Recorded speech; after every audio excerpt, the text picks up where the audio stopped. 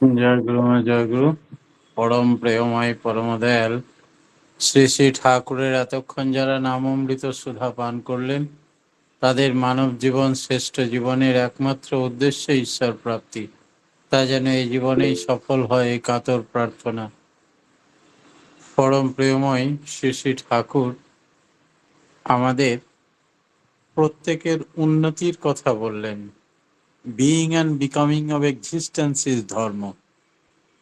কি করলে মানুষের আধ্যাত্মিক, নৈতিক, দৈহিক, চারিত্রিক, সার্বিক কল্যাণ হবে, উন্নতি হবে, সেটাই প্রকৃত ধর্ম।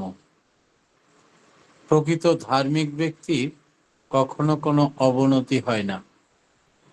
ভগবান শ্রীকৃষ্ণ গীতায় বললেন, যেখানে সর্বসুখ শান্তি বিরাজ করে, আমি সেখানেই বিরাজ করি। তাই ধর্ম কি করে বিইং অ্যান্ড বিকামিং এর পথে মানুষকে এগিয়ে দেয়, ছোটকে বড়, বড়কে আরো বড়, বৈশিষ্ট্য মাফিক প্রত্যেককে বড় করাই হচ্ছে ধর্মের কাজ। ধর্ম কখনো কেটে ছেঁটে কাউকে সমান করে দেয় না, বরং যেমন যার বৈশিষ্ট্য তাকে তেমন আরো বড় করে দাও। এর মূল তুক কি সে কথা ঠাকুর পরিষ্কার করে বলেছেন। গুরু বা ইষ্ট কি? কথা প্রসঙ্গে ঠাকুর বললেন, যাই করতে যাও মূলে থাকা চাই গুরু ভক্তি, তাতে প্রবৃত্তি কাবেজে থাকবে। সেই প্রবৃত্তি তরতরে হয়ে ওঠে, সেবাবৃত্তি তরতরে হয়ে উঠলে তার উন্নতি নিখুঁত হয়। সেবা দাও, রামের ঘর শ্যাম ছাইয়ে দিবে, শ্যামের ঘর রাম, তাতে উভয়েরই উন্নতি হবে। তাই গুরু ভক্তি থেকে মানুষের মঙ্গলের অধিকারী হয় মানুষ। তাই গুরুকে ইষ্ট বলে, ইষ্ট মানে মঙ্গল। যেখানে মাথায় ইষ্ট বা গুরু থাকে না, তার নির্দেশ থাকে না, পরিপালন করা থাকে না, সেখানে কোনো উন্নতি হয় না। তাই ইষ্ট মানে মঙ্গল, অর্থাৎ গুরুকে অনুসরণ করলেই মানুষের মঙ্গল হবে। আর এই অনুসরণের পন্থাই হচ্ছে যজন যাজন ইষ্টবৃত্তি। এই পথেই মানুষের উন্নতি। আলোচনা প্রসঙ্গের প্রথম খণ্ডে ঠাকুর এ কথা ব্যাখ্যা করেছেন। জীবনে গুরু না থাকলে কি হবে? ঠাকুর বললেন, গুরু না থাকলে মানুষের ব্যালেন্স বা সমতা থাকবে না। শিবাজি রাজা হয়েও রামদাসের জন্য রাজ্যে দাঁড়ে দাঁড়ে ভিক্ষা পর্যন্ত করেছিলেন। তার পাদুকা দুটোকে সিংহাসনে রেখে তিনি তার প্রতিনিধি হিসাবে রাজত্ব চালাতেন। রামদাসকে শেষ ভয়, সম্ভ্রম, সম্মান সবকিছু উজাড় করে দান করতেন। এই ভয় কিন্তু ভালোবাসার ভয়, অমোঘ টান। তাই হাজারো বিপদের মধ্যেও কখনো অত্যাচারী মুসলিম রাজা তার মাথা নত করে দিতে পারেনি ঔরঙ্গজেব, তার গায়ে কখনো একটা আঁচড়ও দিতে পারেনি।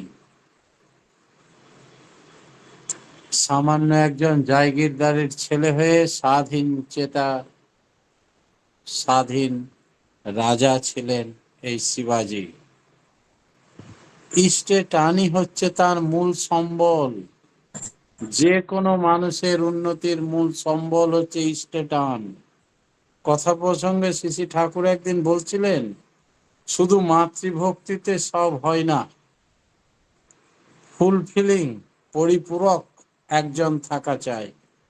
মা তো সিদ্ধ মহাপুরুষ নন, ভবিষ্যৎ দ্রষ্টা নন, তাই তার মা বাবার সমস্ত জ্ঞান থাকে না। যে কোনো ল্যাংলা হ্যাংলা মানুষ, নগণ্য মানুষ, শিক্ষিত অশিক্ষিত মানুষ, যাই হোক, যদি তার ইষ্টের প্রতি অগাধ টান থাকে, তবে সে বড় হবেই। প্রকৃতি তাকে সাহায্যের হাত বাড়িয়ে দেয়, অনেক সুযোগ এনে দেয়। আজকে যে মানুষটাকে দেখছি মিটমিট করছে, নিভে যাবে বুঝি, কোনো কিছু সহায় সম্বলহীন, সেও বড় হয়ে উঠতে পারে কলকল করে, যদি শুধু তার ইষ্ট থাকে আর ইষ্টের পথে ওই টান থাকে। মূল সম্বলটুকু হচ্ছে ওই ইষ্টের প্রতি টান, সেটাই তার উন্নতিতে নিয়ে যায়। তাই উন্নতি অবশ্যম্ভাবী, হবেই হবে। এই অনুরাগ তাকে যোগ্য করে তোলে, দিগ্বিজয় করে তোলে। ঠাকুর আজ উজাড় করে বলে দিচ্ছেন, মানুষের জীবনে বড় হওয়ার তুক।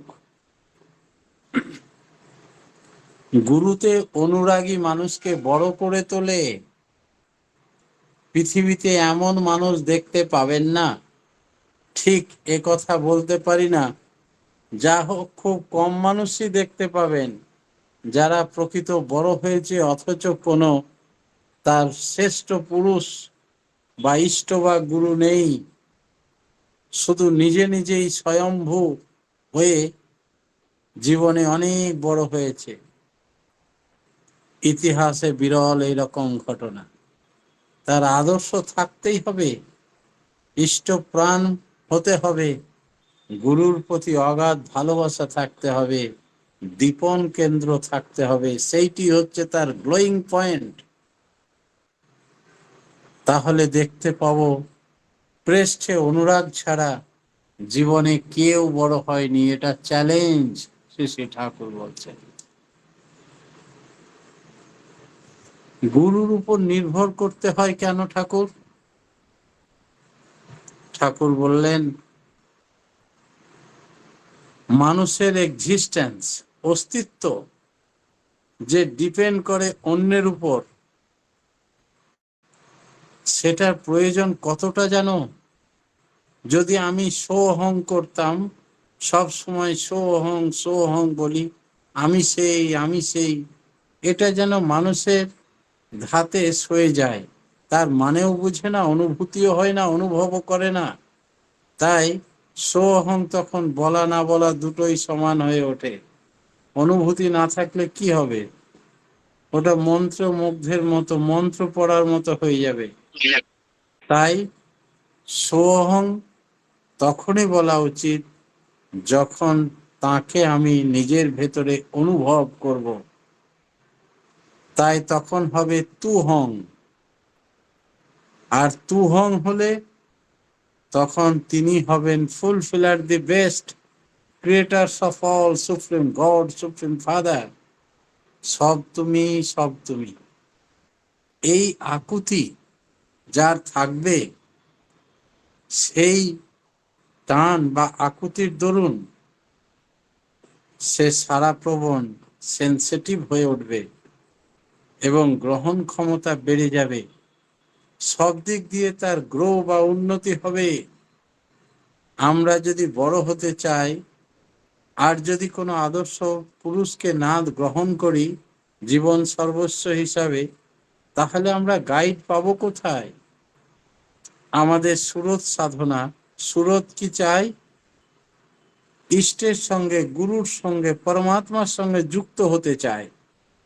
এই সুরত মা, বাবা, গুরু ইত্যাদি ঠিকভাবে যুক্ত হওয়ার ফলে মানুষ তখন কর্মঠ হয়ে ওঠে, অ্যাক্টিভ হয়ে ওঠে, নার্ভ, সেন্সারি নার্ভ, মোটর নার্ভের কোঅর্ডিনেশন হয়। আর অ্যাক্টিভ হলে তার উন্নতি হবেই।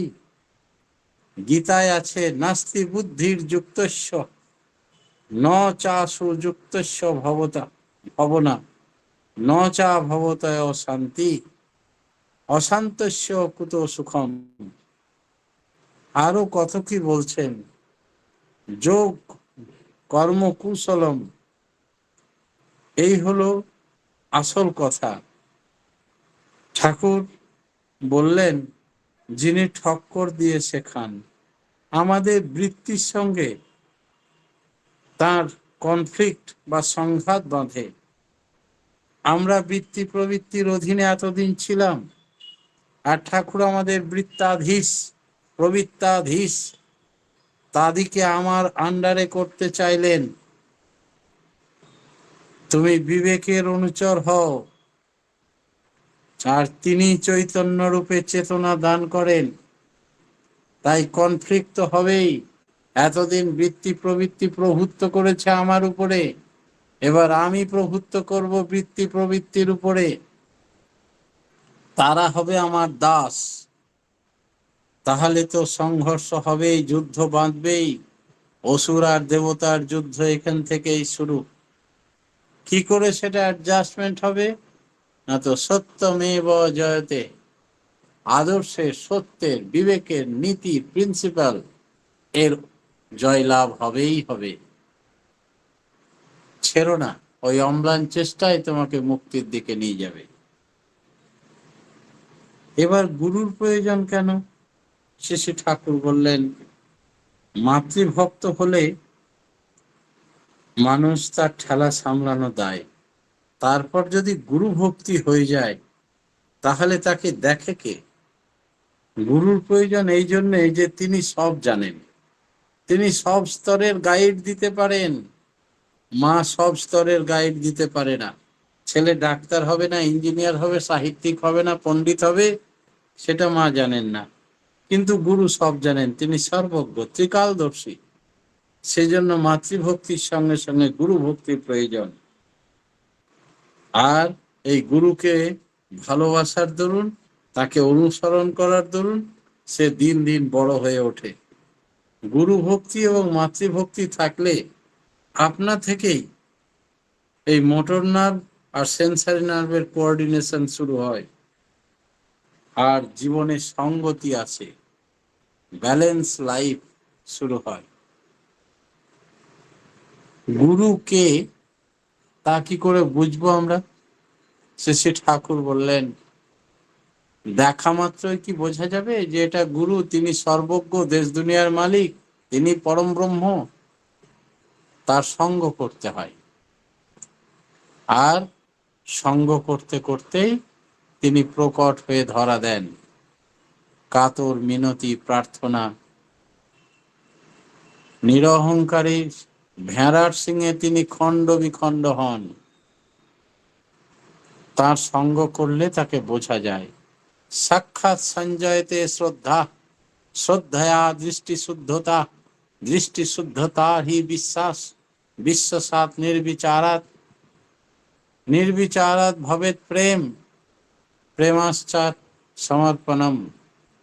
সঙ্গ করলে শ্রদ্ধা আসে, শ্রদ্ধার ফলে দোষ দূষণ দূর হয়ে যায়, ভালোটাকে মন্দটাকে বুঝতে পারে, তখন তার প্রবৃত্তি থাকে না, আর মন্দ বলে কিছু দেখতেও সে পায় না। তারপর আসে বিশ্বাস, পেকে যায়। বিশ্বাস পেকে গেলে প্রশ্ন শূন্য হয়ে ওঠে, তৃপ্তিতে মন ভরপুর হয়ে যায়। এতেই জন্মে প্রেম, ইষ্টের প্রতি প্রেম, ভালোবাসার টান, আর প্রেম জন্মালে আত্মসমর্পণ হয়।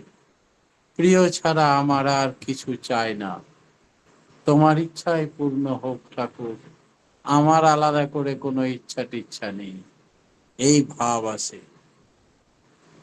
সত্যকারের গুরুকে শ্রী শ্রী ঠাকুর বললেন, দেখুন বাঙালির মতো এমন জ্ঞান আপনি আর পাবেন না। গলদ ঢুকেছে কোথায় জানেন? দুটো জায়গায়। যদি ঠিক রাখতে পারেন তবে হয়। প্রথম দোষ হচ্ছে পূর্ববর্তীকে মানে না যারা, জানিস নিছক ম্লেচ্ছ তারা। এমন লোকের সংখ্যা আমাদের কম নাই। গুরুকে বলে মানি, বৈষ্ণব, শাক্ত, সৌর, শৈব, গাণপত্য, মিশন, মঠ, অনেক আশ্রম, সব সংঘ, কিন্তু যারা কিনা এক সূত্রে সংহত আছে, মোটেই নয়। একে অপরকে হিংসা করে, দলাদলি করে, বিরোধিতা করে, প্রতিযোগিতা করে। সত্যকার গুরু যিনি তা বুঝবো কি করে? তিনি পূর্ববর্তীকে মানেন, পরবর্তী হয়ে এলেও তিনি কাউকে অবজ্ঞা করেন না, কারণ পূর্ববর্তীকে অধিকার করিয়ায় পরবর্তীর আবির্ভাব। আর তাকে মেনে চললে পূর্ববর্তী পরবর্তী দুজনকেই মেনে চলা হয়, তার কারণ তিনি পূর্ববর্তীদের আদর্শকে ছেড়ে কথা বলেন না। আজও সৎসঙ্গ আশ্রমে হরে কৃষ্ণ নাম খোল কীর্তন নিয়ে প্রত্যেক দিন হয়। ঠাকুর বললেন হরে কৃষ্ণ নামে মানুষের দুশ্চিন্তা দুঃখ দূর হয়ে যায়। তিনি যে ভগবান শ্রীকৃষ্ণ একথা বলছেন না, অথচ তিনি পূর্ব পূর্ব রাম কৃষ্ণ বুদ্ধ যিশু মোহাম্মদ রসুল শ্রীরামকৃষ্ণ শ্রী চৈতন্য ঠাকুর অনুকূল সমস্ত পূর্ব পূর্ব অবতার মহাপুরুষদের আদর্শের কথা, একই কথা পুনরায় পুনরাবৃত্তি করছেন। তার সঙ্গে যুব উপযোগী সমস্যার সমাধানের জন্য কিছু বাড়তি কথা যোগ করেছেন। প্রত্যেকটা বিধি যজন যাজন ইষ্টভৃতি সব শাস্ত্রে সর্বত্র ছিল। তিনি ইষ্টভৃতিটাকে প্রপারলি কি করে করা যায়, মানুষ ভুল ব্যাখ্যা করছিল। ভগবান শ্রীকৃষ্ণ গীতায় ৩য় অধ্যায় ১২, ১৩, ১৪ নম্বর শ্লোকে ইষ্টভীতির কথা বলেছিলেন, কিন্তু বৈষ্ণবরাও সেটা বুঝতে পারলো না। নিজের ভাত তরকারি মাখিয়ে মাথায় ঠেকিয়ে খেয়ে নিল, নিয়ে বলল নিবেদন করা হয়ে গেল। কিন্তু ইষ্ট সকাশে ইষ্টের নিবেদনের জন্য, ভোগের জন্য, খরচের জন্য নিঃস্বার্থে নিঃশর্তে এমন ভাবে পাঠিয়ে দিল না, নিজেরাই পেট পুড়ে খেয়ে নিল। তাই সেটা দান হলো না। নিঃস্বার্থে নিঃস্বার্থে না দিলে দান হয় না। তাই ইষ্টভৃতি মহাযজ্ঞ কি করে দান করবে, রবীন্দ্রনাথ ঠাকুর খুব সুন্দর ব্যাখ্যা করেছেন ত্যাগের ফল গ্রন্থে প্রবন্ধে। এর আগের দিন সেটা ব্যাখ্যা করেছি। তাই এত সুন্দর করে শ্রী শ্রী ঠাকুর আবার বললেন, তাই দীক্ষার আসনে প্রথমে ইষ্টভৃতির গুরুত্বের কথা বলে ইষ্টভৃতি করিয়ে দীক্ষা যজ্ঞ সম্পন্ন হয়। এত প্রকটভাবে কোন অবতার মহাপুরুষ বলেননি, তাই কিছু কথা যুক্ত করতে হয়েছে। কিন্তু পূর্ব পূর্ব অবতাররা যাই বলেছেন ওই ইষ্টভৃতির কথা সব জায়গাতেই বলা আছে। এমনি করে যজন যাজন সব কথাই বলা আছে। গুরু ও ভগবত প্রাপ্তি, গুরুকে মানলে ঈশ্বর প্রাপ্তি হবে কেন ঠাকুর? ভগবত প্রাপ্তির সম্বন্ধে কথা উঠলে শ্রী শ্রী ঠাকুর বললেন, ভগবানের মধ্যে আছে ঐশ্বর্য, আধিপত্য, মাস্টারি, যাকে সার্থক করতে গিয়ে কেউই দুনিয়ার প্রত্যেকটা জানাকে সার্থক করে মহা সার্থকতা লাভ করতে পারে, মিনিংফুল সার্থক জীবন গড়ে ওঠে। প্রবৃত্তিগুলি বিন্যস্ত হয়ে প্রবৃত্তাধীন আর থাকে না, সে প্রবৃত্তাধীশ হয়ে ওঠে আর তার জীবন সংহত হয়ে ওঠে, অনিয়ন্ত্রিত জীবন থাকে না। জীবনের যাবতীয় যা কিছু সঙ্গতিশীল সমাধানই একীকরণে উদ্ভিন্ন হয়ে ওঠে সংশ্লেষণে বিশ্লেষণে তাৎপর্যে। তাই তিনি তখন ভগবানের যে স্বরগুণ তার ভেতরে ইম্পার্ট করে এবং সাধারণ মানুষ দেব মানুষে পরিণত হয়, ব্রাহ্মী মানুষে পরিণত হয়, ভগবানে পরিণত হয়। তাই মানুষকে কি করে ঈশ্বরত্ব প্রাপ্তি ঘটাবে, তার প্রাথমিক স্তর হচ্ছে তাকে প্রথমেই সদ্গুরু পুরুষোত্তমের দীক্ষা নিতে হবে, তার নির্দেশ মতো চলতে হবে, তার প্রতি অগাধ টান অনুরাগ জন্মাতে হবে এবং মানুষ দেবতায় রূপান্তরিত হবে। মানুষ বাস্তব মানুষের মধ্যে এইভাবে ভগবানকে পায়। যেমন অর্জুন পেয়েছিলেন শ্রীকৃষ্ণের মধ্যে, হনুমান পেয়েছিলেন রামচন্দ্রের মধ্যে, বিবেকানন্দ পেয়েছিলেন রামকৃষ্ণের মধ্যে। বাঞ্ছিতের আগ্রহে তাকে উপলক্ষ করে সব সার্থকতায় সংগ্রহিত হয়। প্রত্যেককে ফুলফিল করা, তার ইচ্ছাকে পরিপূরণ করাই তার একমাত্র কাজ হয়ে দাঁড়ায়। তখন সংঘবদ্ধ হয় তার প্রবৃত্তি, যাবতীয় যা কিছু অনিয়ন্ত্রিত ছিল সব সংযত হয়ে ওঠে। প্রত্যেকের সঙ্গে পরিণয় নিবন্ধ হয়, মিলিত হয়। যেমন কাম ক্রোধ লোভ মদ মোহ মাৎসর্য এগুলোকে পরিপূরণ করে। ক্রোধ কাম লোভ মদমোহ মাৎসর্য এগুলি সব যদি নিজের ইচ্ছা মতো চলতে থাকে তো মানুষ পশু মানুষে পরিণত হয়ে যাবে। আর সেগুলো যখন ইষ্টার্থে প্রতিষ্ঠিত, ইষ্ট কাজে লিপ্ত হয়ে আমাকে সাহায্য করে ইষ্টের কাজে, আমার দাস হয়ে আমার কথা শোনে, তখন তারা ইষ্টের দাস, ইষ্টের কর্মে আমাকে এগিয়ে দেয়। তাই প্রত্যেকটা ব্যক্তি প্রবৃত্তি একমুখীন হয়ে অর্থপূর্ণ জীবন লাভ করে, অ্যাডজাস্টমেন্ট লাইফ লাভ পায় সে, বিশৃঙ্খলতা কেটে সুশৃঙ্খল লাইফ লাভ করে। নিশ্চিতভাবে তখন তার প্রত্যয় ও জ্ঞানের উদ্ভব হয় এবং সে জ্ঞানে ধনী হয়, অধিষ্ঠিত হয়, জীবনের উদ্দেশ্য কি বুঝতে পারে, ব্রহ্ম আমার বাঞ্ছিত এবং তার অঙ্গজ্যোতিতে আমি উদ্ভাসিত। প্রেষ্ঠকে বাদ দিয়ে তখন আর চাওয়া পাওয়া কিছু থাকে না। এই হচ্ছে চরম সুখ ও শান্তি। সমস্ত বাস্তব জগতের চাওয়া পাওয়া তার কাছে তখন তুচ্ছ হয়ে ওঠে।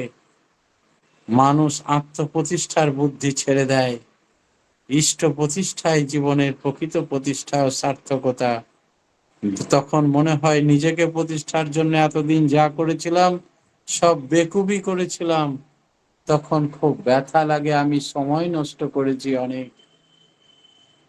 মা বাবাকে অনুসরণ করলে কি অনুভূতি হয়? শেষে ঠাকুর বললেন, মাতৃভক্তি ছেলে ইষ্টানুরক্ত হয়ই, তবে যাকে অনুসরণ করুন তিনি যদি বৈশিষ্ট্যপালী আপরিয়মান আচরণ সিদ্ধ আচার্যকে অনুসরণ করেন, তার জীবন জীবন্ত দৃষ্টান্ত হয়ে ওঠে, তবে সেক্ষেত্রে প্রেরণা না পেয়েই থাকতে পারে না। দুটো দিকেই সামঞ্জস্য চাই। বৈশিষ্ট্যপালী আপরিয়মান আচার্য ইষ্ট পুরুষোত্তম গুরু চাই, আর তার প্রবৃত্তি পরিপূরণকারী অচ্যুত সক্রিয় অনুরাগ চায় তার প্রতি। তবে মণিকাঞ্চন যোগ হয়ে গেল। তখন সেই মায়ের ভিতর থেকে যে সন্তান আসবে তারা মণিকাঞ্চন যোগযুক্ত, ঈশ্বর পুষ্ট, ঈশ্বরের দেওয়া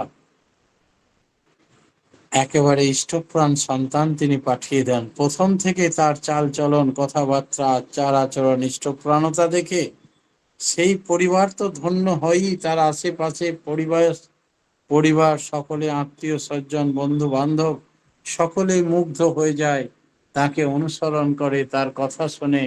তাই নতুন সমাজ তৈরি করতে পারে, স্বর্গীয় পরিবেশ রচনা করতে পারে, যেটা আমাদের প্রত্যেকের কাম্য। হীন বুদ্ধি, কামনা বাসনার বুদ্ধি একেবারেই চলে যায়।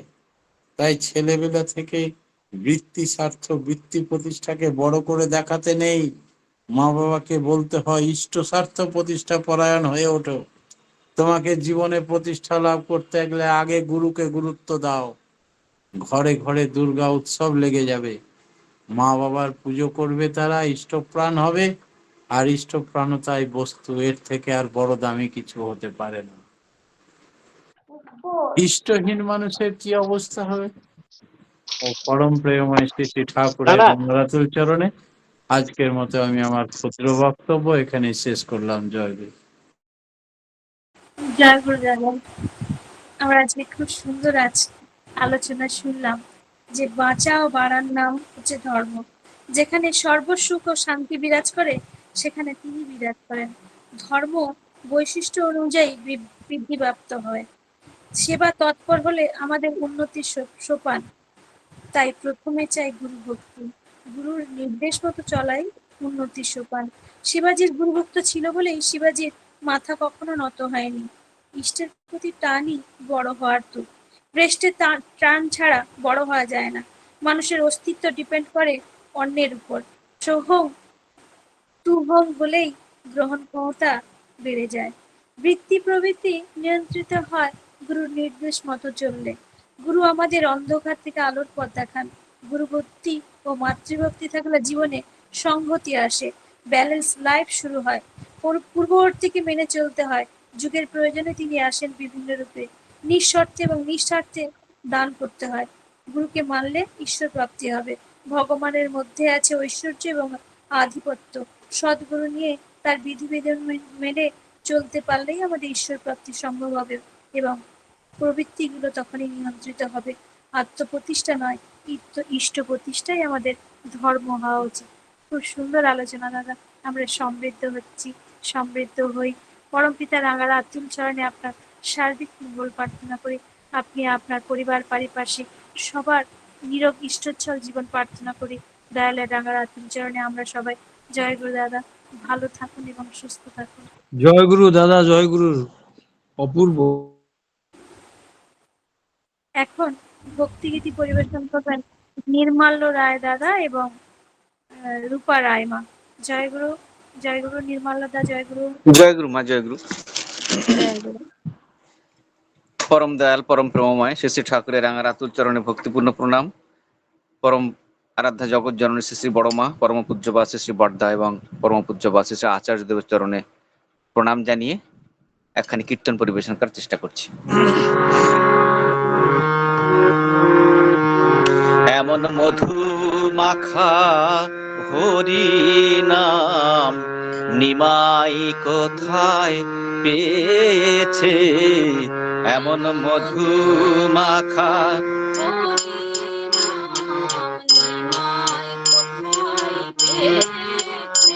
এমন মধু মাখা হরি নাম নিমাই কোথায় পেয়েছে,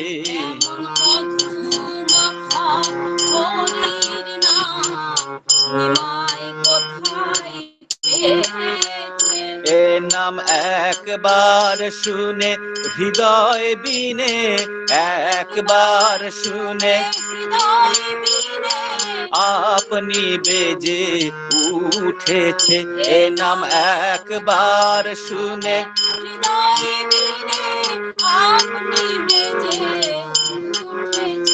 এমন মধু মাখা হরি নাম নিমাই কোথায় পেয়েছে,